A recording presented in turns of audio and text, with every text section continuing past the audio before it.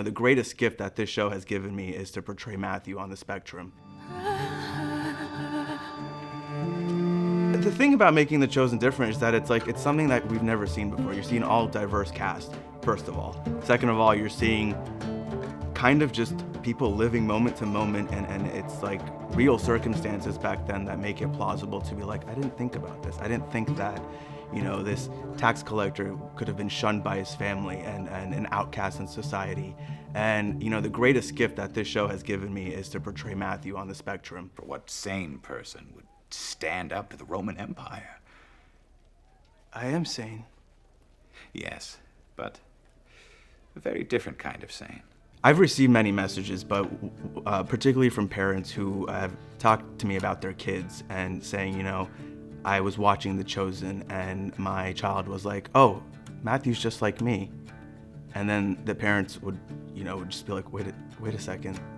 And then it kind of helps them connect to their own child more. And that's the most beautiful thing that can ever come out of this, is that they understand their kid and realizing, oh, my kid is special and beautiful. I think outside of my storyline, I think this season is going to be probably the most, in a way, it's like connective tissue to like bigger things that are gonna come down the line. But I think there's gonna be so much discussion and so much relatability this season to what's going on, not just in my storyline, but everyone else's. And it's going to be beautiful. And I just invite everyone to watch it with an open heart and open mind.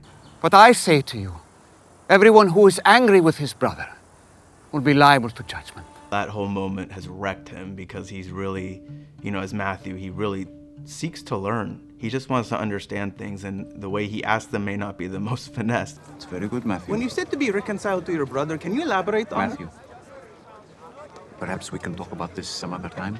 He truly wants to learn, so while he's listening to the words of Jesus in the sermon, he's realizing things that he needs to rectify. He knows he has to, he's got an apology tour coming, he needs to make things better. And I think that also scares him and it makes him anxious because he doesn't know how to go about it, And so that's why that whole moment to him, I think, is he's just a mess. How is he doing?